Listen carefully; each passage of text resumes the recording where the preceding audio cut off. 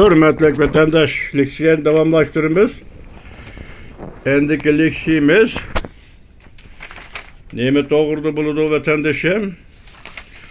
Bugün Çislağa 2023 yıl 11. ayının 27. günü haftaga düşenbe vatandaş. Yakında tuyuksuzla Erkin Asya Radyosu Uygur Til programımızda bir haber görüp kaldım. Ben bunu düşünelmedim. Düşünelmegenligim için ben sizge düşünelmegen vatan ve süptediyek haber süptedi yetküzey ve düşünelmegen asası sizge bir tahlil kılıp bakaylı siz bile vatandaş. Haberinin mavzusu mındak. Dolkun Eysa 9. dekabr Uygur Kırgınçılık günü. Dünya miqyasida hatırlashni qaror qildi. Mavzuli xabar 11. ayning 20. kuni Erkin Asya Uygur Til programmasi e'lon qilindi. Xabar yozuvchi Anqaradan ixtiyoriy muxbir Erkin Tarim. Xabar mundaq boshlandi. 18. noyabr kuni Dünya Uygur Qurultay İcraiya Komitetining kengaytirilgan yig'inida Uygur davasını insaniyetinin davasına aylantırış için 9. dekabr Uygur ırkı kırgınçılık gününü bütün dünya miqyasida ötküzüş karar kılındı. Ekran arkalı çakırılgan bu yığınga Dünya Uygur Qurultayı İcraiya Komitetinin Amerika, Kanada,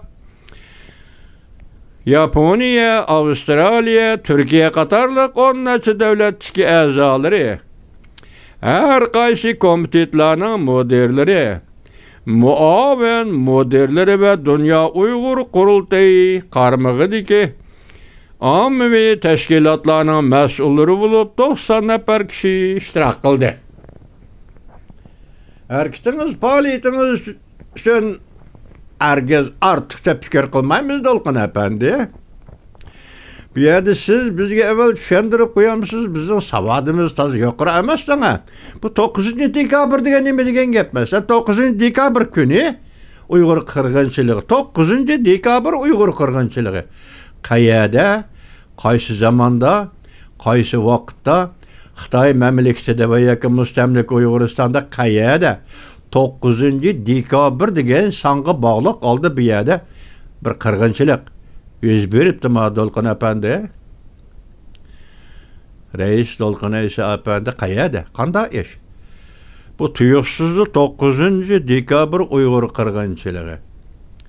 Mesela bu haberinin ahırda görüştülüşte 2021 yılı 12. ayının 9. günü London'da tribunal, Uygur tribunal. Şu günü London tribunal, bayaki London tribunalının başkurucu Angliyanın kanunshunos oğul kız perzentleri bugün 9. dekabr London tribunalını açtık, çakırdık. Biz bu günü Uygur kırgınçılığı günü de bektimiz dedim ya. Şu vakit haberlerden tazı haberim yok. Şu an ben hazır başlaydım, tazı düşünmedim de. Eğer Uygur tribunal 2021 yılı 12. ayının 9.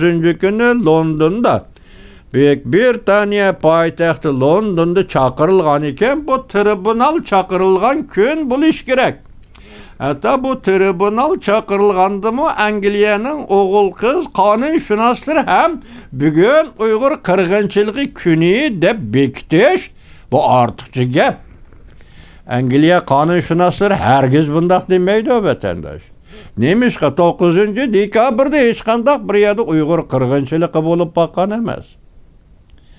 Hem hiç kim 9. dekabr günü Uygur'un kırgınçılığı da bekteyli degen bir teklipti. Chet elde yaşavatkan Uygur cemiyetlerinin oturup koyğunu mı haberimiz yok. Nemi gün bu? 9. dekabr hatırlıgıdak nemi gün? Nemi işken bunun da menin haberim yok vatandaşım. Şunu ben düşünmegen tariqada sizlerge sözlevataman, sizlerle muhakeme kılaman dedim. Bunun sebebi ne? Menin keltirilgan asasım bundaq. Irqi qirg'inchilik, Uyg'ur qirg'inchiligi keyinchi ataldi, avval irqi qirg'inchilik. Bu söz, bu ibara, bu kanun 2021 yıl 1 ayının 15. günü Amerika Koşmuş Ştatlar Devlet Meclisi'de karar kılındı. Dalkın Eysa Efendi.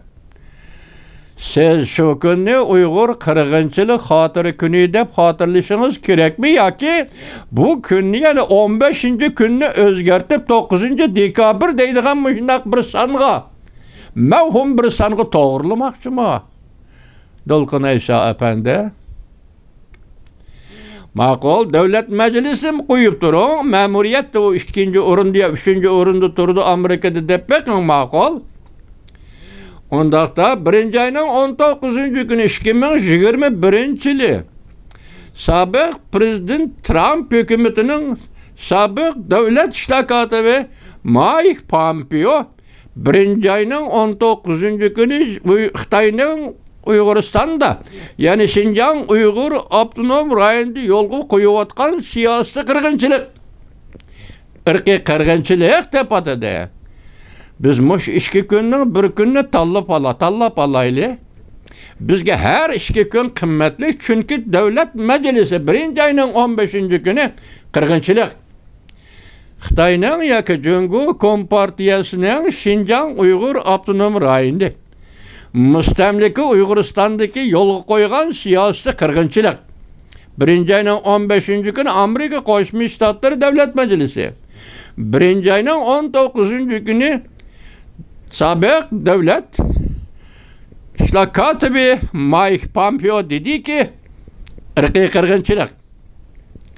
Xitayning Abdunum rayonunda Uygur Abdunum rayonunda yolga koygan siyasi ırkı kırgınçılık. Demek biz bu 2 sanның birisini Uygur halkı tallap alsa, onundan keyin andın bu günü biz ırkı kırgınçılık günü dep hatırlasak, yoki siz hem hazır reis sifatınız bilen buyruk düşürüp, yukarı 90 nefer kişi dekabr bu 9. dekabrni hatırlaydigan kırgınçılık dep hatırlaydigan kişinin umumi sani kança 90 nefer kişi. Bir kança komitetler, liderler ve başlıklar hemmisi var iken sizningçe Dalkın Eysa Efendi. Qaysı gün? 1 ayının 15. günü mü ırkı kırgınçılık günü Uygur'nun? Yaki 1 ayının 19. günü mü 2021 yılı ve yaki 2021 yılı 12. ayının 9. günü 9. dekabr günü mü? Qaysı gün ırkı kırgınçılık da bekitiliş gerek Dalkın Eysa Efendi? Nokol eğer 9 degan sanğı eslep kaldığın bolsanız qayar görüş birin qayarda 9. ayının 12. ayının 9. günü ya 9. dekabrda qayarda qanday kırgınçılık boldu? Bunu görüş birin efendi. Siz şu günü hatırlaşki bekitmekçi bolgan bolsanız 9. günü 9. dekabr qayarda Uygur kırgınçılığı boldu. Mesela konkret eysak vatanda yüz bergen karşılık görüş, namayişlerini bastırış, 1991 yıl 4. ayının 5. günü barın. Uygur'unu bastırış hareketi, kolluk bastırış hareketi. 1997 yılı 2. ayının 5. günü Gulca şehre, kolluk bastırış. Bana bunu kırgınçılık değil. Onundan ki 2009 yıl 7. ayının 5. günü Uygurlarına kolluk bastırış. Bana bunu kırgınçılık değil. Hiç kandak bir yerde 9. dekabrda qaysı yılının 9. dekabrda bir yerde Uygur kırgınçılık bolmay turup siz neme işe kandaklarca bu 9. gün 9. dekabr gününe Uygur kırgınçılık günü de bekitip oldunuz efendi. Ben başta ettim, London Tribunal, Uygur Tribunal'ım 9. dekabr 12. ayının 9. günü, dekabr günü 2021 yılı şu günü eçilgan bolsa Tribunal şu günde bugün Uygur kırgınçılığı dep şu günü bekitiş London Tribunal'ını başkurgucu kişilerin hukuku emas.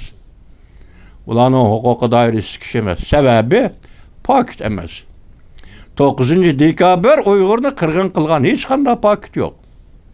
Qayerda bir yerde Uygur'unu kırgın kılgan hiç qanday paket yok. bu paketlarni to'plab o'ltirib, birinchi qatim Uyg'ur qirg'inchiligi degan ismni o'ttirib qo'ygan Amerika Qo'shma Shtatlari Davlat Majlisi 2021 yili 1-oyning 15-kuni.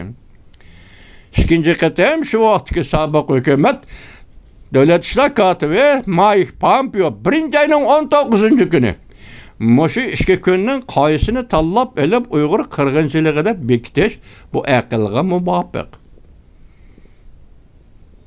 İdrak qabul qila oladi. Voqeaning kelib ketishiga muvofiq aql va idrak qabul qila oladi. Uyg'urning chet ellarda elib berayotgan va chet el emas vatan ichilik bilan qo'shganda elib berayotgan qarshilik ko'rsatish harakatlarining mantaqasiga muvofiq aql va idrak qabul qila oladi. Siz hozir 12-oyning 9-kuni yoki 9-dekabrni dunyo miqyosida Uyg'ur davosini dunyo davosiga aylantirish g'ayratingizga kuch qo'shpasin. Taqdir va tabiat shundoq dunyo miqyosidagi davoga aylantiring efendi. Lekin bir inson uchun va yoki sizdek faoliyat qilayotgan deyli az o'tirg'i chiqarilgan balki xalqaro qo'llashga erishgan shundoq qo'llashga erishgan sizdek bir odam uchun aytganda samimiy bo'lish, rost so'zlik bo'lish, pokitlik bo'lish, voqealar tartibini tuzishda pokitlik bo'lish, anda mushu ishlarga va mushu yo'lda sodiq bo'lish. Bu eng muhim masala Dolqin Aysa efendi. Siz şu yili tribunal davrida nima dedingiz ki o'zingizning tarjimonini tunishtirib, men mavzudan tuzgan asosiy qonunni o'qib, inqilobchi bo'lgan edim deb tunishtirdingiz o'zingizni.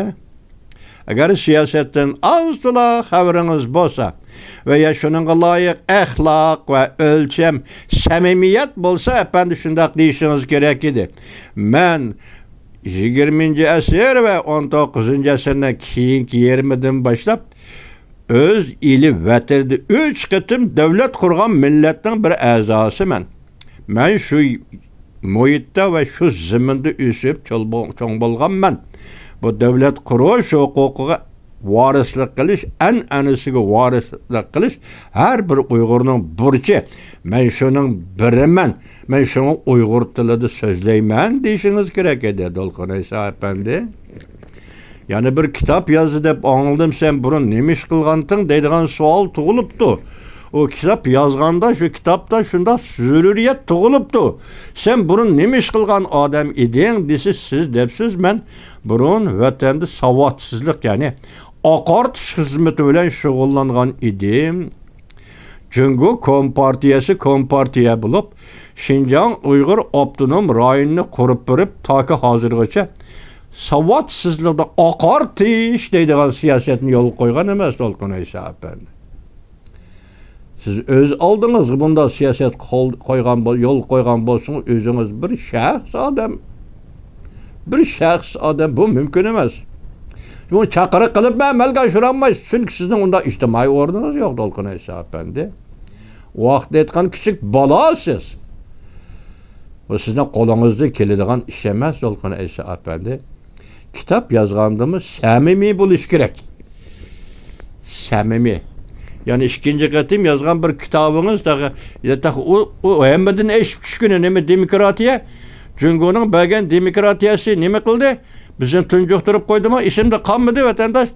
Jungo kompartiyasi hech qachon o'zining qurultaylarida va siyosatlarida men sizlarga demokratiya beraman degan gapni qilgan emas. Uning da'vatgan demokratiyasi asl demokratiya qarshi demokratiya. Yani demokratiyani merkezleştirish prinsipi bo'yicha aslida haqiqat va tabiat baxshamda qilgan insonlarga beriladigan demokratiyaga qarshi demokratiya. Bu kitapning mavzusini chaqlab qo'ya olmabsiz Dolqin Aysa efendi. Shunga mening ta'kidlaydigan gapim hammada samimiy bo'lish, rostchil bo'lish, rostchillik va samimiyat va sodiq bo'lish. Mana bu ish katta ish bo'lib hisoblanadi Dolqin Aysa efendi. Bugün mana bu işinizni biz qabul qilamiz. 9 dekabr Uyg'ur qirg'inchiligi degan so'z yo'q. Çünkü 12 ayının 9. günü de her kandak bir yerde Uygur'unu kırgın kılgan iş yok. Yaka bastırgan iş yok. Hiç kanday iş yok. Uygur kırgınçılık yaka kırgınçılık 2021 ayının 15. günü Amerika Koşmuş Ştatları Devlet Meclisi tarafından karar kılındı. 2021 ayının 19. günü sabık Devlet Şakat Mike Pompeo tarafından bütün dünyaya ilan kılındı, cekarlandı. Mana bu günü elep siz Uygur kırgınçılık günü desiniz, mantıqqa uygun, akıl ve idrakka uygun, ahlakka uygun, samimi Uygur degen Uygur buluştuğun samimiyeti uygun, samimiyetlik, samimi Uygur buluştuğun tertipleri uygun. Dolkun Aysa Efendi. Yalgancılık kılmayın.